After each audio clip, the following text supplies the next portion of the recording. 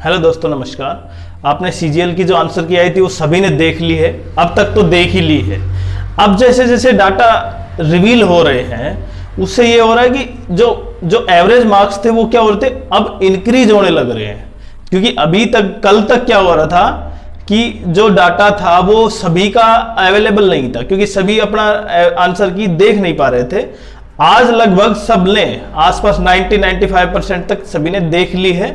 तो हम ये मान के चल रहे हैं कि लगभग सबने देख लिया और उससे जो डाटा निकल के आया वो बहुत शॉकिंग है। तो आप समझ पाएंगे कि किस तरह से इंक्रीज एवरेज मार्क्स हो रहे हैं, जो कि हमने बहुत पहले जो आप एक्सपेक्ट किया था। क्योंकि कुछ डाटा अभी रिवील हुए थे कल तक शाम तक, आज जो हुए हैं उन सबका कंबाइन बनाते हैं जिससे कि पता चले कि आप कहां तक लाई कर रहे हैं।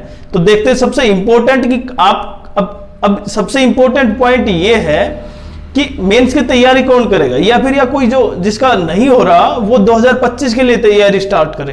तो सबसे पहले इंपॉर्टेंट टॉपिक्स पर ध्यान देते हैं हम कि जहां पे जो सबसे हार्ड शिफ्ट हैं, एवरेज में हार्ड शिफ्ट लिए हैं, हमने सभी को शिफ्ट को काउंट नहीं किया है, केवल एवरेज में लिए हैं। तो यहां पे सबसे हार्ड शिफ्ट 17 तारीख की जो थर्ड शिफ्ट, उसमें एवरेज मार्क्स कितने आ रहे हैं भाई, 105 मार्क्स आ रहे हैं।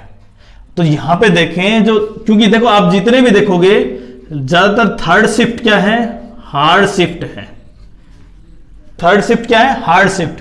सेकंड शिफ्ट बहुत कम के बराबर है, लेकिन थर्ड शिफ्ट क्या है, हार्ड शिफ्ट है। और इनके बेसिस पे जो मार्क्स आ रहे हैं यहां पे, जैसे 105, 107, 109, 110, ये क्या हो रहे हैं, इंक्रीज हो रहे हैं। अगर वो काउंट करते हैं तो उससे तो क्या हो जाएगी, एक रफली एक रा स्कोर है ये 105, लेकिन क्या हो रहा है, ये इंक्रीज हो रहा है। और अगर ये जो हार्ड शिफ्ट थी, अब हम नॉर्मल या मॉडरेट शिफ्ट पर चलते हैं। तो यहां पे देखें 24 तारीख को, जो 24 तारीख को जो एग्जाम हुआ था थर्ड शिफ्ट का, उसमें 120 और लास्ट तक का जो 26 तक गई है हमारे पास, उनमें क्या है 140 तक। इसका मतलब ये रा स्कोर है, ये 140 तक चला गया। अब ये एवरेज स्कोर है। अब एवरेज स्कोर में आप अगर 20 काउंट करते हैं नॉर्मलाइजेशन का, नॉर्मलाइजेशन करने के बाद अगर मैं इसमें 20 काउंट करता हूं नॉर्मल में, तो 125 एवरेज में। क्योंकि यहां पे कितना है 14, 20 भी काउंट क्यों करेंगे, हम करेंगे यहां पे 25 काउंट करेंगे। तो 5 ही 35 काउंट करते हैं, तो 35 क्या हो जाएगा 140। इसका मतलब एवरेज में मुझे क्या करना होगा, 35 मार्क्स बढ़ाने होंगे, जिसको हार्ड शिफ्ट का। अब आप इससे देखिए 140 और 145 के आसपास जा रहा है। जो जनरल कैटेगरी है वो 145, और लोवेस्ट कितनी आ सकती है, बस केवल 135 तक। क्योंकि जो एवरेज मार्क्स थे वो क्या हो रहे, लगातार इंक्रीज हो रहे थे। और इंक्रीज होने से क्या होगा, उनका नॉर्मलाइजेशन होगा। उसका मार्क्स जो सबसे कम है, सबसे कम, लो और हाईएस्ट, उसका क्या कर देंगे, डिफरेंस खत्म कर देंगे। तो जो लो में जितने ऐड होने चाहिए उसमें ऐड कर देंगे, वही क्या हो जाएगा, नॉर्मलाइजेशन। अब इससे जो नेक्स्ट टाइप है, किस कैटेगरी की कितनी कट ऑफ जा रही है, रा स्कोर और नॉर्मलाइजेशन होने के बाद, वो दोनों बहुत डिफरेंट है और उनकी संख्या भी बहुत ज्यादा है। क्योंकि जैसे जैसे स्टूडेंट की संख्या बढ़ रही है, उनके मार्क्स के साथ साथ उनकी संख्या बढ़ रही है। तो अगर एक कैटेगरी यहां तक, क्योंकि 17,000 पोस्ट के, 17 कुछ, तो हम ये मान के चलते हैं 18,000 पोस्ट है।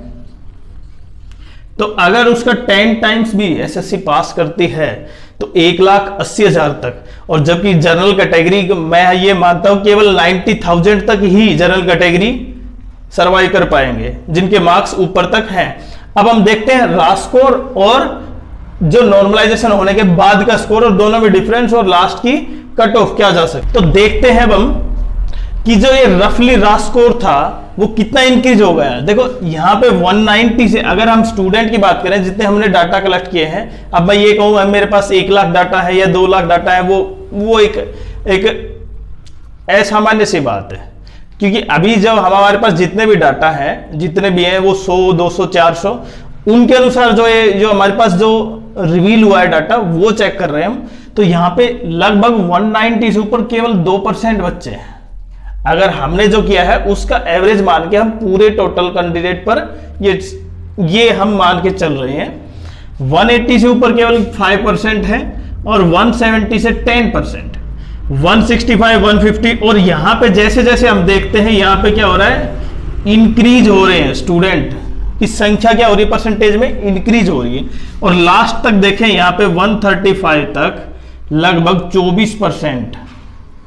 तो अगर मैं ये मानता हूं कि अगर वैकेंसी लगभग 18,000 है, और अगर एक वैकेंसी हमने ये भी अपलोड किया था कि जो एसओ ऑफिस सुपरिटेंडेंट की अगर पोस्ट में इनकम टैक्स ऑफिस में अगर डिपार्टमेंट में अगर ये पोस्ट बढ़ती है, तो अगर ये मान लो मैं 20,000 भी कर देता हूं तो उसका 10 गुना कितना हो जाएगा, 2 लाख। तो केवल 2 लाख स्टूडेंट ही प्री क्वालिफाई कर पाएंगे। और 2 लाख में कौन होंगे, अब सबसे ज्यादा दिक्कत किसको आएगी, जिसका जनरल कैटेगरी से है। तो ये तो था विदाउट नॉर्मलाइजेशन रा स्कोर। अब ये नॉर्मलाइजेशन से चलते हैं तो देखें यहाँ पे संख्या क्या होगी, परसेंटेज की बढ़ गई, 180, 170, 160, यहाँ पे 130 पे तो वो 130 पे 24 है, लेकिन स्टूडेंट की संख्या पहले से ही ज्यादा हो गई। तो यहां पे मैं ये मान के चलता हूं, ये 130 की बजाय ये 121% ही मान लेते हैं। तो यहां तक जो एवरेज मार्क्स हैं हमारे पास 130 और 134 और 135 के बीच में, ये हमारी क्या होगी, एक डेडलाइन होगी, और यही डिसाइड करेगी कि क्वालिफाई हो रहा है या नहीं हो रहा। अब हम नॉर्मल जो कैटेगरी की जितनी हमने एक्सपेक्ट की है उसकी देखते हैं। जनरल की कैटेगरी की जा सकती है 135 से 140 के बीच, 135 से 140। यहां पे 135 का क्या हो सकता है, 133 से 130, 142 एग्जैक्ट। अब जिनके इनके आसपास है वो ये मान के चले जनरल कैटेगरी उनका प्री क्वालिफाई हो जाएगा। दूसरा ओबीसी में इससे कम से कम 4 नंबर 3 नंबर कम करते हैं हम, तो यहां पे 130 से 135 तक। अब की बार क्या होगा, ओबीसी और जनरल कैटेगरी में कोई डिफरेंस पिछली बार नहीं था, अब की बार थोड़ा डिफरेंस है। ईडब्ल्यूएस में भी सेम रहेगा, जो ओबीसी का कैटेगरी का है ना, तो 130 से 135 के बीच, और एससी कैटेगरी का 115 से 120 के बीच, और लास्ट का 95 से 115 के बीच। तो ये जो रा स्कोर आया हमारे पास एक्सपेक्टेड कट ऑफ, ये कब की है, ये जो अब सबने लगभग आंसर की देख ली है उसके बाद की है। और अगर आपके मार्क्स इनके आसपास भी हैं तो आप ये मान के चलिए कि आपका क्वालिफाई प्री है। लेकिन अगर जिसके मार्क्स कम है तो ये नहीं कहूंगा मैं कि वो 2025 के लिए तैयारी कीजिए, वो एक अलग चीज होगी। 1 साल के लिए बहुत लंबा पीरियड है। आप किसी और एग्जाम की तैयारी कीजिए, जिसके बाद जब एसएससी सीजीएल का प्री आएगा तब उसकी तैयारी के आसपास कीजिए। धन्यवाद। वीडियो कैसा लगा आप जरूर कमेंट बॉक्स में डालिए, और चैनल को सब्सक्राइब कीजिए, जिससे कि अधिक से अधिक तक बच्चों तक ये इंफॉर्मेशन पहुंच पाए। धन्यवाद।